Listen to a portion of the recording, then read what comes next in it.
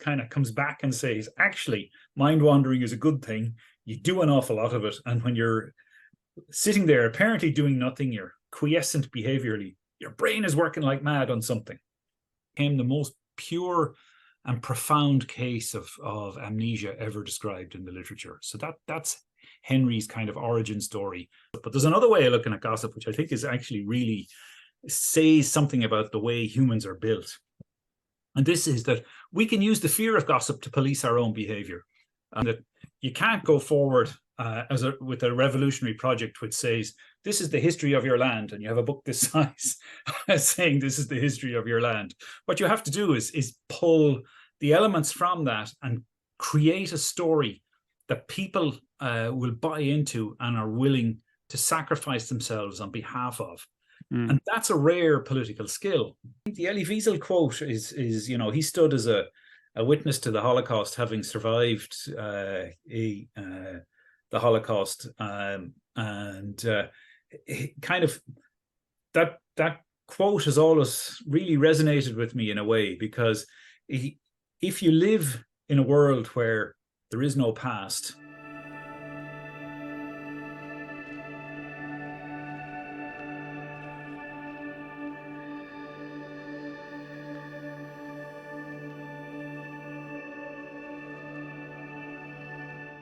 Shane O'Mara, Professor of Neuroscience at Trinity College Dublin and author of the recently published and fascinating book, Talking Heads, The New Science of How Conversation Shapes Our World. Thank you so much for joining me.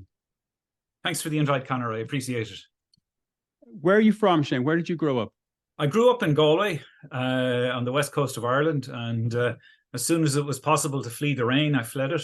And I've been living in Dublin most of my life since. I went to college in Galway originally, and then I did a PhD in Oxford, and then came back to Dublin in the early 90s, mid 90s, and I've been here ever since. How would you describe your childhood? Oh gosh, it was a happy childhood. We moved around a bit when I was a kid, and then we settled in Galway when I was about 7 or 8. And yeah, I would say I had a standard Irish upbringing, family of 4. My parents are thankfully still alive. And yeah, I would say I had a happy childhood. My parents weren't very directive in terms of telling me what they wanted me to do as a career. It was more kind of up to me to choose the direction that I went, and I found a direction, which is good. How did you find neuroscience? By reading, actually. The story is very, very simple. I was a slightly nerdy teenager in certain respects, and my folks went on a trip to the US, I think, for a holiday, and my dad asked me what he would bring me back as a present, and I said, bring me back some books and some newspapers, because the US, New York, all of these places were kind of amazing alien places when you're a kid in the 1980s or the 1970s. And one of the books he brought me back was a book by the astronomer Carl Sagan called Broca's Brain, which was a book of essays. And it was a really amazing thing for me to read. It kind of blew my mind, really, because he describes in that book how we can understand the language centers in the brain by studying very carefully selected patients. And it was kind of just this amazing revelation to me that, wow, you can actually find stuff out. You can ask questions, and research will give you answers. And that's how really I got my initial interest in neuroscience. A central theme in Talking Heads, the concept of memory and how collective memory shapes our shared experience. Early in the book, we're introduced to Henry Molaison. Who was Henry and what happened to him? Yeah, so Henry is one of these names that if you do a course in psychology, or if you do a course in neuroscience, and probably in neurology or medicine more generally, you will come across. He came from on his mother's side, an Irish-American family, and on his father's side, I think a Canadian family, but he grew up in the US. And he may or may not have had an accident And this speaks to kind of one of the themes of memory, that lots of the time, we have to be honest, we just don't know precisely what happened, and our records aren't very good. So the story goes that he may or may not have had an accident. He may have fallen off a bicycle, or he may have been hit by a bicycle, or he may not have been at all. We don't really know. The records are very poor. And he may have suffered a head injury. And he had x-rays which indicated there was nothing wrong, but the x-rays of the time wouldn't have been especially good. But in his late teens, he started to suffer epileptic fits, and these were really profound. They were frequent. They were very severe and very disabling.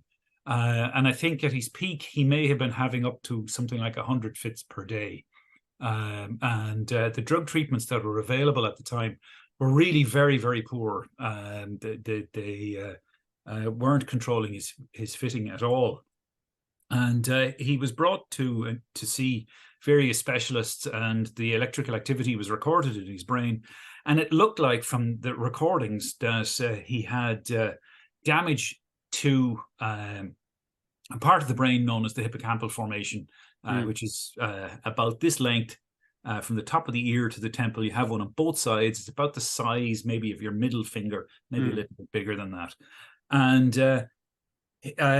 the decision was taken when he was in his 20s, and he participated in the decision, of course. He was 24, I think, at the time, to remove this piece of brain tissue on both sides of the brain. The thinking at the time was that this was not going to have much of an effect, that it looked like from the studies that were available that the hippocampus didn't really do much.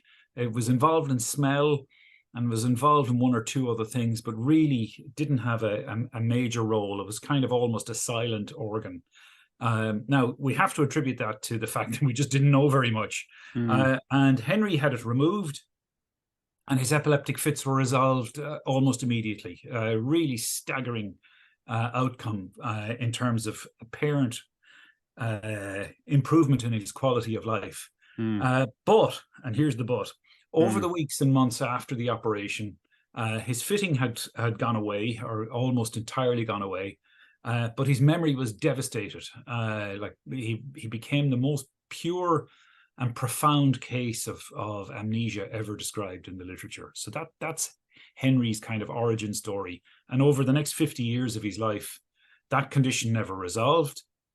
He remained profoundly amnesic for the whole of his life. Ended up living in a protected environment, as he would have had to have done, and was aware that he had a memory deficit. So it's not like losing your memory makes you lose insight. Yeah, he was somebody that was studied, essentially. Yeah, for most of his natural life. Right throughout his life, he was very happy to do this. Now, I never met him, but I've met many people who have, and he was a very genial, affable guy. He liked working with neuropsychologists and others. I guess in some respects it filled up his day a bit. He got to meet new people all the time, people he would never remember on the next occasion that he would meet them. And the nature of his deficit was probed in all sorts of ways. And then when MRI imaging came along in the 90s and in the early 2000s, his brain was imaged, and it confirmed indeed the surgical notes that he did have total loss of the hippocampal formation, more or less, on both sides of his brain. There was a vestigial bit which didn't seem to work left on one side. And he died in 2007, and he bequeathed his brain to science. So it has been intensely studied. You can go online and study sections of it if you want. Now, that surgery will never be repeated, and has never been repeated. If surgeons have to remove the hippocampus for relief of epilepsy, what they will typically do now is do what are called depth recordings. So they'll record activity within the hippocampus long prior to surgery, and they will try and take out the smallest, most minimal bit, and they will only do it on one side. And that surgery, that kind of restricted surgery, does actually seem to be very, very effective. And the obvious next question is, so if the memory centers in the brain are impacted by amnesia or dementia, the consequences are so significant, and the consequences of that kind of amnesia in a person's life are extraordinary. A key function of our memories is to intimately support social communication. What role does memory play in communication? Memory is so. This is where I guess the story starts to become complicated. It's easy to focus on memory and say Henry can't remember what we did yesterday. He can't remember the piece of prose we got him to read this morning, or that kind of thing. And it's easy to think about memory in that kind of restricted kind of way. But that's a mistake, because the larger story is that if you think about Henry in terms of his life, or you think about somebody who has dementia, that becomes a life in the care of others, because you end up needing to rely on help from other people, support from other people, because you can't remember what it is that you need to do during the course of your day. And more than that, you're not able to update your recollections of what has happened. So, your spouse might tell you, don't forget to do X today. Don't forget to do Y. And as she does. Or she does, or whatever. And you don't do it. And you're not doing it because of malign intentions. You're doing it because we have a memory system that's updated by conversation. And in this case, it's not possible to update it by conversation. So you end up with this really profound deficit in interacting with others because of the loss of memory. So memory and conversation come together really intimately in that kind of way. We shouldn't think of memory and our ability to use language as separate things, although they happen in different bits of the brain, but those bits happen to interact. There's a piece in one of the chapters where you talk about investigative interviewing and the importance of building rapport in life and in general. Can you expand on that, the rapport building piece? Yeah. So, I'm sure you and your listeners, and no more than myself and others, have watched any number of television and movie programs where we've seen people who apparently know things being interrogated in some way, shape, or form. And it's always, batons, it's the third degree, it's pulling out fingernails, it's doing all sorts of terrible things to people. Torture, in other words. And from a bunch of different directions, from clinical psychology, working with patients, from business and interacting in interview situations, and also from the kind of forensic psychology of witness interviewing and source interviewing, it's become very, very clear that if you want to get good information from people, what you have to do is engage in what's called rapport with that person. So that is, you must treat them with respect. You must use their name. You must let them tell their own story. You mustn't interrupt. You must ask very specific questions in a particular way, having regard to the fact that the person might be under stress. It might be the first time they've ever spoken with a police officer or whatever. And that's treating a conversation as an information gathering exercise. It's not treating it as a confession extraction exercise. It's really easy to get confessions.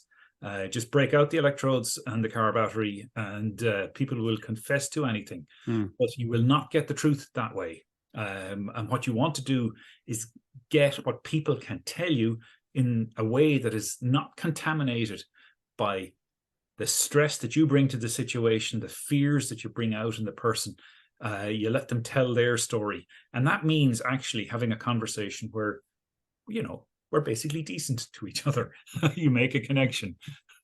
Well, you demonstrate patience as well, and you listen carefully. Absolutely. And active listening, and you absorb. Active listening is another way of thinking about it. And it turns out wonderfully, that these skills can be taught in an apprentice-like fashion. There's lots and lots of evidence now to suggest that when you tape people doing interviews with others, and you go back through the tapes and you show them the mistakes, you show them how to correct what they're doing, all of those kinds of things, that people get much better at this.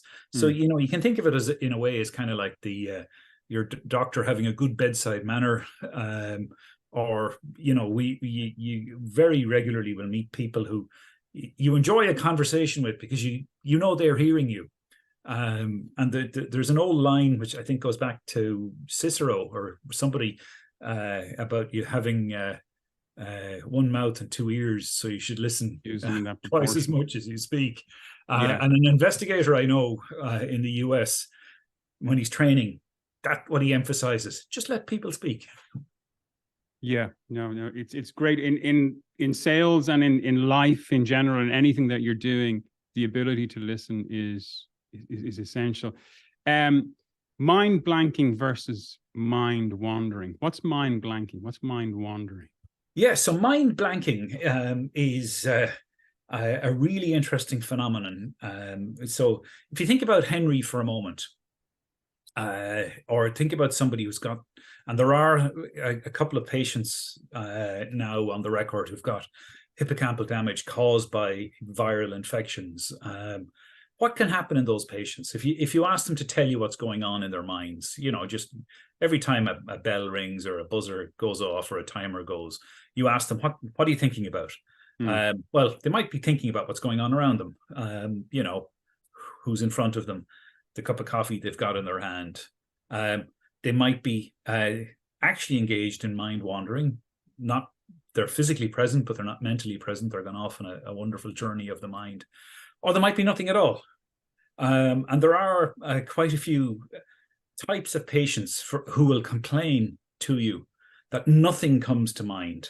They're conscious of the fact that they're blank and they're awaiting a stimulus, something from the environment to get them going. Mind wandering, I think, is something that is really undervalued in society. I think we should spend a lot more time zoning out from the present moment, not pretending to be always productive, always banging at the keyboard. What it is if you give people a mobile phone app that pings them multiple times during the day, and all they have to do is report. What are you doing? Are you thinking about what you're doing at the moment, or are you elsewhere?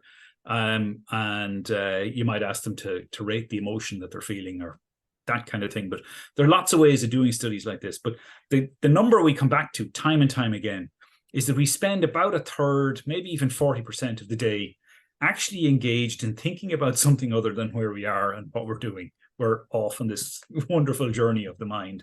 Now, why is that interesting? Well, first of all, it's interesting because we do so much of it. But when you ask what's going on when we're mind wandering, and you get people to report what they're thinking about, well, actually, they're doing something really interesting. They're thinking about the future, thinking about their social relations. They're thinking about things that they have to do. They're thinking about kind of the big picture of their lives. And in the case of knowledge workers, what they're also doing is kind of focusing on creative problem solving. So that they've got this kind of zoning out from the problem, trying to see the forest, and then zoning back in and looking at the individual trees. So these moments when you're stepping back from something actually give you a chance to think about where you are in relation to your world, your social world in particular. We humans are intensely social. When you wake up in the morning, as one neuroscientist puts it, unless you're a mathematician, you're not thinking about triangles or circles. You're thinking about what's to happen today. Who am I going to be seeing? Who's making the breakfast for the kids? Who's, all of the kind of stuff that we need to power through the day. And that's what we do when we mind wander. And mind wandering is really good for problem solving because you're not zoned in on what you're focused on at the moment. What you're doing is allowing other thoughts to percolate through your consciousness that otherwise wouldn't get there. So time on task is good, but time off task is good as well. Yeah, and maybe we shouldn't make the assumption that when somebody is mind wandering, they're doing nothing productive, like you said. Probably what they're doing is something creative, and they may solve a problem in the universe, or who knows what they'll come up with, right? Yeah, and the fun thing is, of course, we all got into trouble for mind wandering when we were in school. I can recall being shouted at for looking out the window. I've no idea what I was thinking about, but I can certainly recall getting into trouble for doing that. But here's the cool thing. If you pop people in a brain scanner and you get them to solve very specific tasks, so they're maybe looking at a paragraph of text and they have to click a button every time they see the letter E. So that's really task focused. Or you just let them close their eyes and think of nothing. What you see is when they're task focused, a small network of brain areas come on, and it's really oriented towards counting down all of those E's. But when you close your eyes and you're doing nothing, you get this sudden burst of activity all over the brain.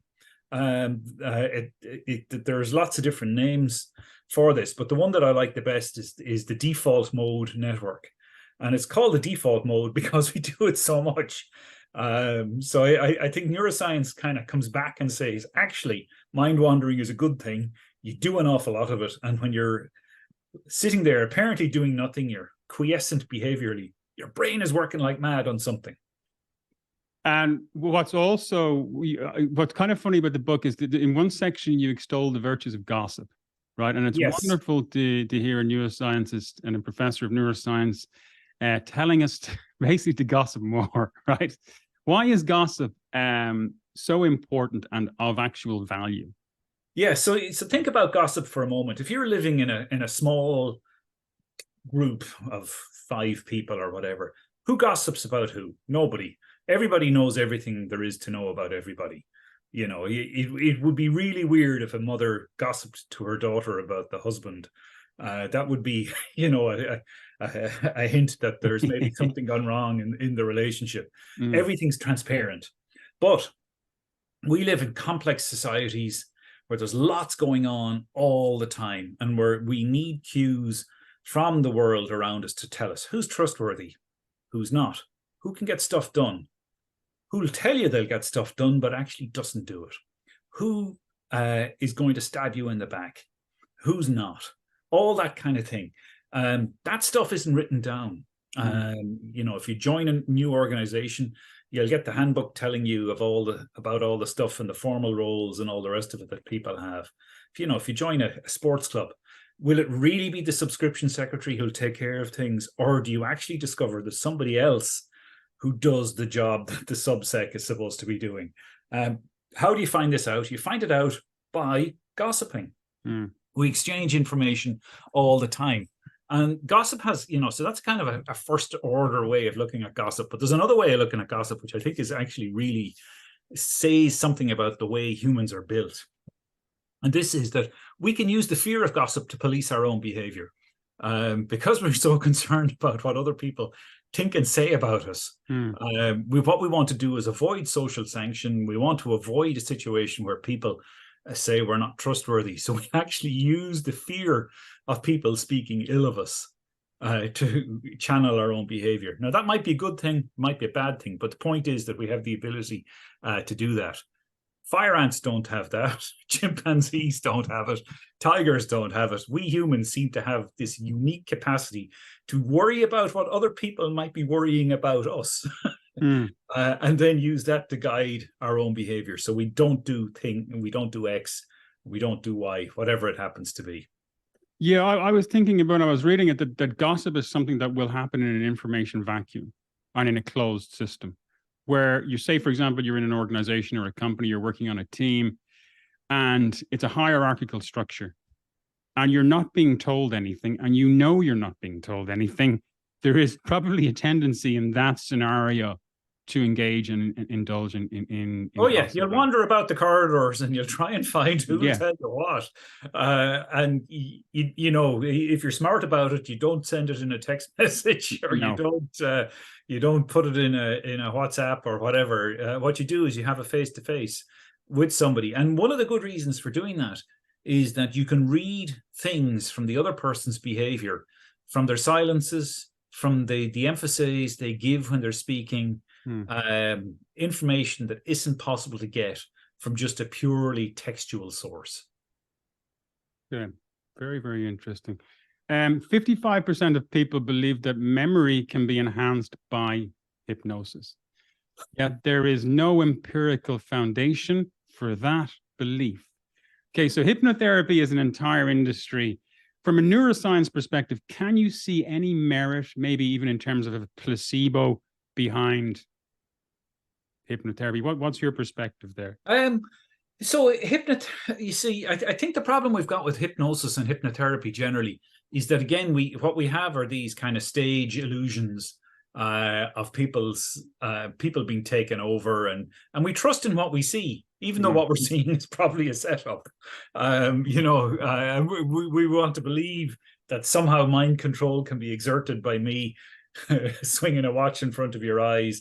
And actually, that's not the reality of hypnosis. So first of all, I think lots of people aren't susceptible to being hypnotized. It's only a minority of people. And when you look in depth at what's going on in those people, what you're doing is inducing a kind of a slightly, I was going to say mindful state, but that's really not quite the right word. It's a state of intense relaxation where the person is engaged or has a single sensory focus, which is the words of the person that they're listening to. And a skilled hypnotist or a skilled hypnotherapist can induce a state of great relaxation in a person very, very well. There are lots of methods for doing this. You can do it in a self-paced way through meditation. There's the so-called non-sleep deep relaxation methods. There are lots and lots of ways of inducing these, but what you're getting is a state where mind wandering is reduced very, very dramatically. You have a single sensory channel that you're paying attention to, which is the voice of the person, because you're lying down, your eyes are closed, so you're not getting any visual input. The sensory input from what you're lying on kind of disappears after a while, because the body knows that it's there, or the brain rather knows it's there, so it subtracts that input from you. People, I think certain people can find that of great benefit to them in terms of de-stressing and those kinds of things. I think the problem, and I'm not saying this about hypnosis specifically, is how you get from inducing those kinds of states to enduring change in a person's life.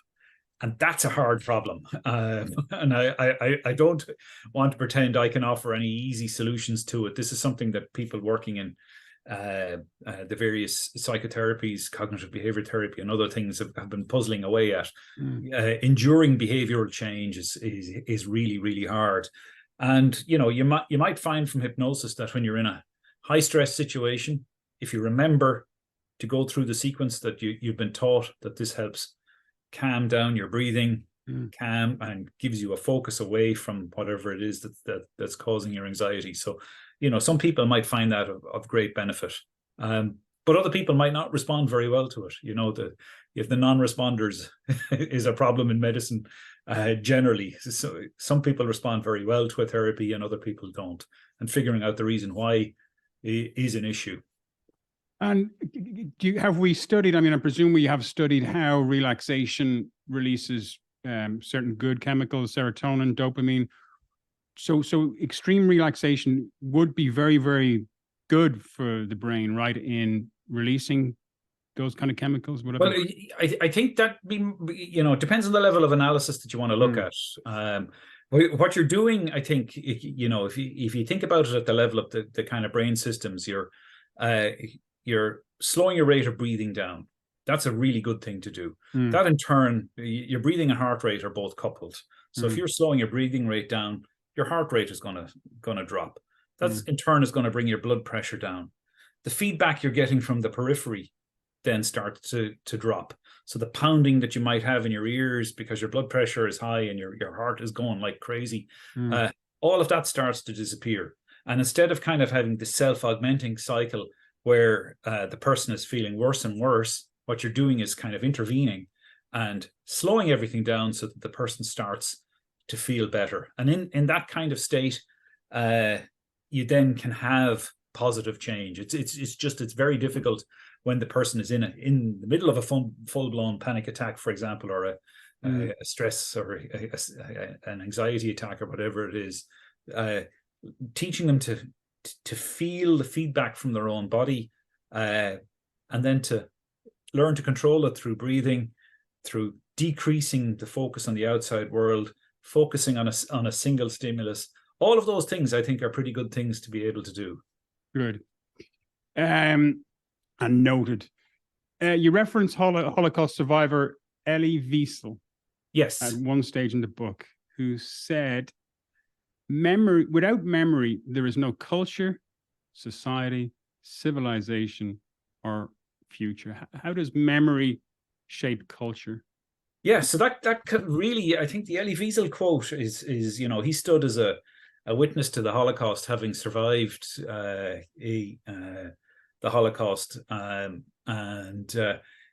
kind of that quote has always really resonated with me in a way, because if you live in a world where there is no past, all you've got is the present. You've got nothing that you can possibly learn from. And there's nothing you can travel toward in the future.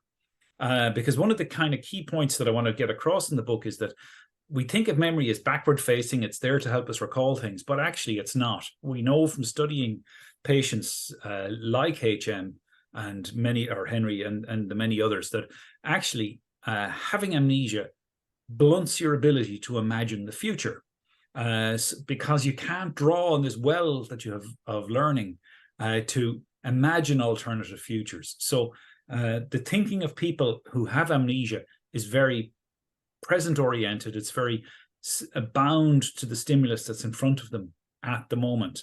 And what I do is kind of ask the question, imagine a society comprised of Henrys. That society has no capacity to learn. Nobody is going to remember what happened 10 minutes ago. There's only a continual present. And if all you've got is a continual present, well, then you've got no future. By definition, all you have is the present moment. Nostalgia. What is it? What's happening? And when we look back at a time in our lives with nostalgia, it's essentially a fond memory of events and experiences. What's going on with nostalgia? Yeah, so nostalgia, I think, is an underexplored interaction between emotion and memory. To put it at its kind of most abstract, it's a state where you're recalling memories that have emotions attached to them. And these emotions can be sad, they can be one of loss, or they can be happy. They can have lots of things attached to them. And what we see when we survey people across the lifespan, as people get older, their memories become kind of retrospective in some respects. They think about their past life. They think about where they are in relation to that timeline. But they also engage in what's called rosy retrospection. And this, I think, is a positive thing to look forward to when you get older. You just basically stop recalling the bad stuff, because who wants to go to their grave thinking about all the bad stuff that's happened in your life? And people tend to start to think more about the positive stuff from their past. So hence the point that you've made, that nostalgia is a positively inflected emotional memory.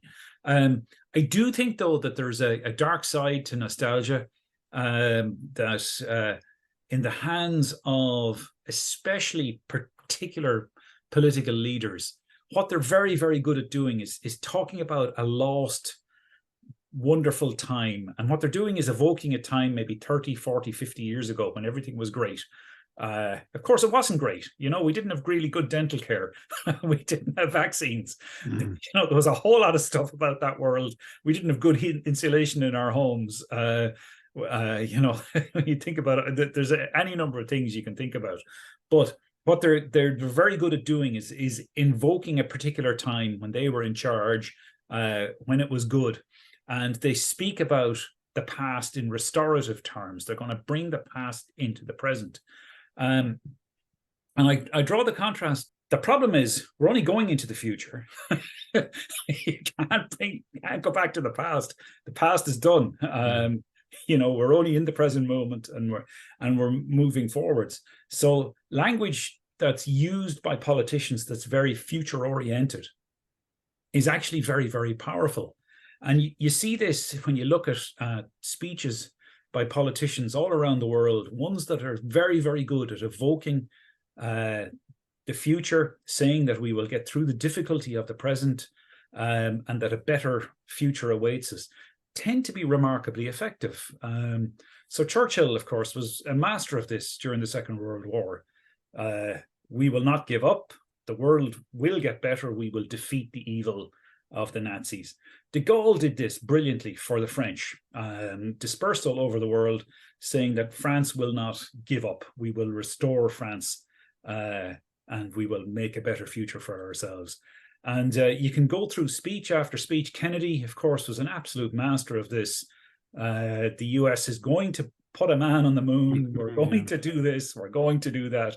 The future will be wonderful, which is why he's remembered in fond terms. Anyway, my general point is that good pals are very good at mastering this mental timeline, and ones that are future and oriented, that are positive about that future, who have a good story to tell, tend to be remarkably effective in how they appeal to the broad mass of people. I got a sense when I was reading that section that nostalgia had been weaponized, either consciously or unconsciously, by one or two particular politicians. Yeah, I think that is true too. You can weaponize nostalgia in a variety of different ways. You can talk about how you're going to protect what you have. You can treat society and life as a zero-sum game where there's a fixed pie and it's going to be divided in a particular kind of way. Or you can think about life as a frontier that moves on, and things will get better. I guess I don't have data to speak to this, but I guess that kind of language appeals consistently to one segment of the population. I'm not certain that it appeals to everybody. My sense is that, if you're in your 20s and you're thinking about, the next 60 years of your life, trying to restore something from 60 years ago is not terribly attractive to you. But if you're in your 60s or 70s and you want to bring back how great you felt as a teenager, maybe that way of speaking is a very good way of harnessing votes from a particular part of the political spectrum. But again, thinking about people who are older, they have children, they have grandchildren, they want to leave a better world. So there are lots of different ways of thinking about how you can use language, and you can put language to use in this kind of restorative, we'll bring the past into the present, or you can think about it as we're in the present and the future before us is golden. And it's very important to note and to remember that when we do look into the past, like you stated, we do have those nostalgia glasses on us. Yeah, and we're not remembering, 1980s Ireland. I remember 1980s Ireland. Like, so do I. I mean, that was sorry grim. for laughing, but it was a terrible place. It was grim, It was really grim. Okay, so I think that's why we haven't had a politics of nostalgia in this country. Yeah. We've got a young population. The average age is, I guess, in the mid-30s of the population as a whole. And looking back on those smoggy, grey times in the lettuce 80s, sandwiches, like the food quality. I mean, we could talk about it ad infinitum, right? Yeah. What type of coffee do you want? A mug or a cup? Yeah. Okay, so one of the pieces in the book, right, you talk about, and I think this will be very interesting for people in the corporate space, right, the difference between technocrats and visionaries. Can you tell us about the difference between, and the conflict there between technocrats and visionaries? Yeah, so technocracy is not democracy necessarily. It can be democratic, but it may not be. So I think we should set the democracy question to one side for a moment. If you think about Ireland in very crude terms, we had a visionary leading the country from the 1930s through the 1940s into the 50s, and that was De Valera, who had a particular vision, a bucolic Ireland of the stereotype of him saying, whether he actually said it or not is a different matter, of the comely maidens and the sturdy contests or the contests of sturdy boys and all that stuff. But it was a very rural, bucolic vision. And Ireland by the 1950s had become a disaster zone. And we know this because so many people left. The immigration during the 50s was absolutely catastrophic, and the population had been falling continually in the 30 years since independence. T.K. Whitaker, to speak in broad terms, came along, offering a technocratic vision, one where we will improve things by about 2 to 3% a year on average. We will invest in education. We will change our tax codes. We will do things, and over a period of time, every 30 years, our standard of living will double. It's not the most kind of invigorating or bracing way to sell things, but it's a vision of steady, incremental, compounding progress. And Singapore did much the same thing. It was a backwater in the 1950s, and at the same time, they had a similar kind of technocratic turn. And I think there's a kink or a flaw in how humans see the world, and it's simple, or it's simply expressed. We tend to disregard regular, slow, incremental progress. What we want to see is categorical change. It used to be X, now it's Y. Not, well, we're 90% of the way towards Y. No, it's got to be one thing or the other. And if you give people problem-solving tasks of varieties of different types, to solve them on the computer, and you ask them to rate their progress, they will throw away any answers that haven't solved the problem completely. Solving it 80% of the way is actually pretty good, but what we tend to have is this kink in the way we think, where we let what will be the perfect solution be the enemy of the good enough solution.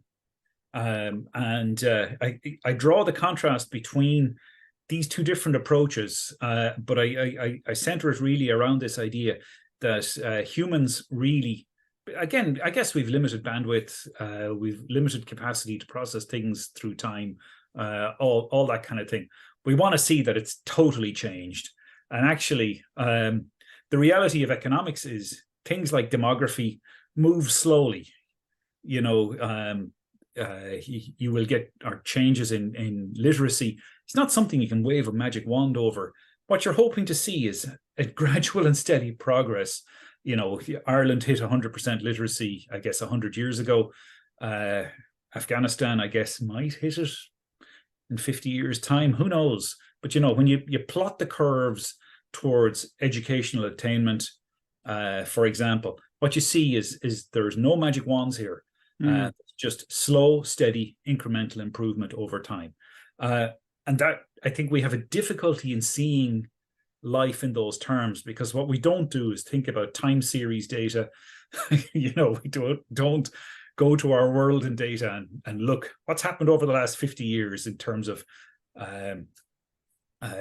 child deaths on the road through traffic accidents. We want to wave a wand and make the problem go away, but actually, if you want to do something like reduce traffic injuries, you've got to have lots and lots of small changes in behavior, in how we design our transport system, in speed, in the design of cars so that they've got effective crumple zones, in speed limits, in built-up neighborhoods. There's 101 things to do. And then you will see over a period of time a gradual decrease. Obviously we can turn the tap off in terms of road traffic deaths really easily by just forbidding anybody to drive. But that's not going to be a solution that most people will reach for. Nations begin as conversations. Massive central theme in the book.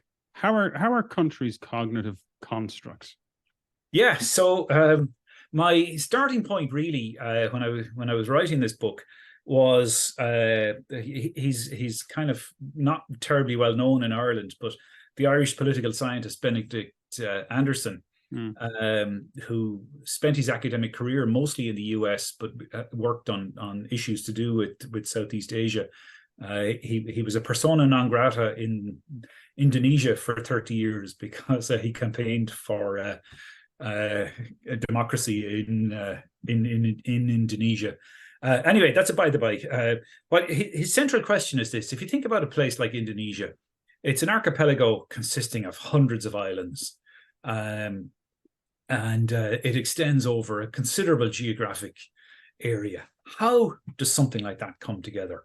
And Anderson's claim is, I think, the central one in thinking about nationalism, that people have to engage in an active imagination together, defining what their nation is, where their nation stops, starts, where the borders are, all of those kinds of things. And his claim is that he makes some really interesting claims. That nationalism, for example, couldn't have existed before the written word. It couldn't have existed before the widespread advent of literacy, or the gradual change in literacy. And he also makes lots of claims to do with who is the certain source of knowledge around you. And that changed in Europe dramatically between, the 12th century and the 15th century. Suddenly, God was no longer at the center of the universe because of Copernicus. Suddenly the earth was just a sphere going around the sun. So we were decentered in all sorts of ways. But the core point that Anderson and others who followed on from him make is that we have to imagine the community together. I don't know many people in Donegal, but they will be Irish to me. They will be part of the Irish nation. And our definition of what the nation is changes over time.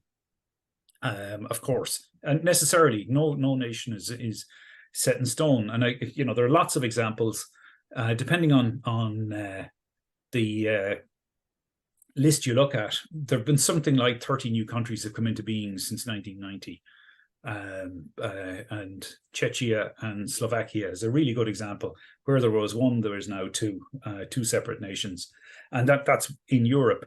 And we may see in our lifetime this island become a single nation. I don't know if that's going to happen or not, but it's certainly a conversation, and that's the point. It's out there as a conversation. And the kind of missing point with Anderson, and this is not a deep criticism of him, is that he doesn't talk about imagination and how we exercise it together as a collective psychological faculty that is allowed us because of how our brains are built. And our brains are built to work together collectively. We talk all the time, like you and I are talking at the moment. We're able to imagine things together. And there are lots of examples, but let's go back to an old example. When the United States hadn't yet come into being, there were lots of conversations about what that nation should look like. And the Federalist Papers is a really good example of how a conversation happened about what a nation should look like.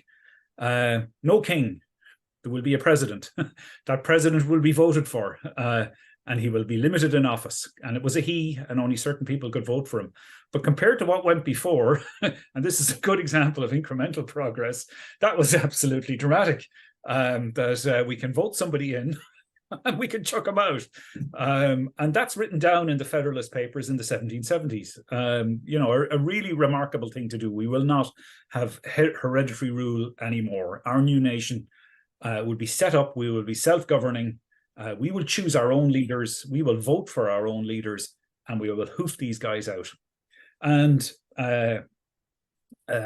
lots of nations have taken their cue from that since then. But it began as a conversation, Benjamin Franklin and his friends sitting down together, having a discussion about what was wrong and how they will put it right, how they will get these guys out, how the war, because they knew there would have to be a war, would be prosecuted. And you can imagine exactly the same thing happening here 120 years ago when the IRB and others were trying to have the same discussion. Our Declaration of Independence didn't fall out of the sky. That was 8 or 10 people sat down around a table and negotiated a document and then said, we're going to promulgate this in the following way. that's how these things happen. And I think we kind of forget when we look at history, the human element, that it has to be a vision. And regularly visions fail. There are plenty of places where there are insurgent groups trying to say, well, actually, we want to create a new nation here. And the mass around them are saying, no, you may not do that. The Cornwall independence movement, for example, or as we saw in Spain a couple of years ago, Catalonia looking to be independent, and that failed. And again, I'm not saying this is a good thing or a bad thing. I'm just saying that is the reality, that conversations like this can succeed, but they may not. And of course, there's the shared memory. When they went to those conversations, when the founding fathers and the IRB sat around the table and had those conversations, they had a collective shared memory of the experience of being subjugated, perhaps. Well, what they do is something a bit more subtle than that, I think. What they have is a history that they can look back upon, and they have to select components from that history. For the simple reason that you can't go forward with a revolutionary project which says, this is the history of your land, and you have a book this size saying this is the history of your land.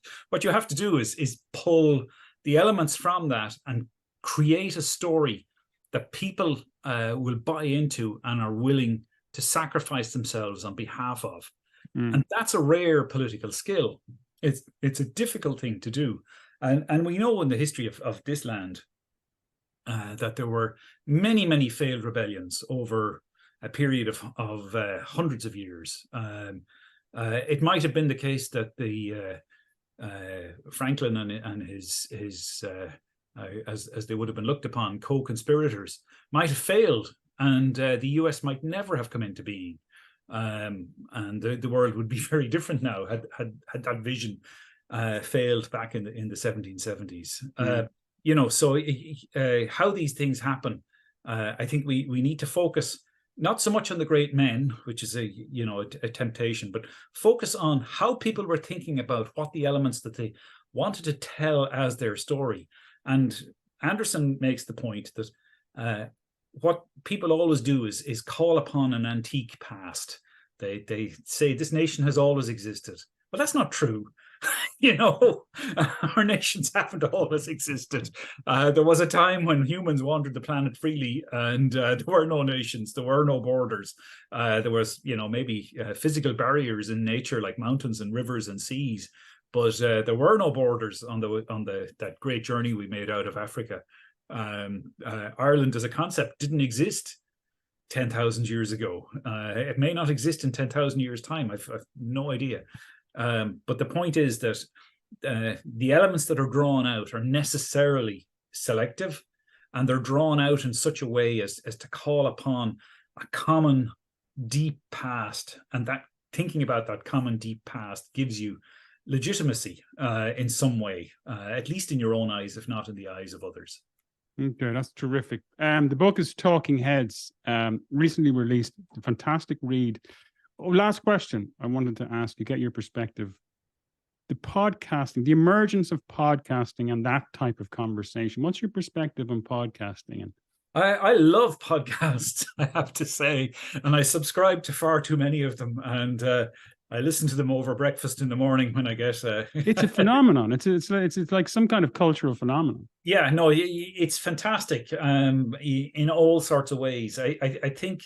What we're moving from is this kind of media environment which has been dominated by a very few voices to one where there's a lot more available to you. Now, I think we're in the early days of the podcast revolution. I read somewhere that there are 4 million podcasts in the world. I suspect that's an undercount.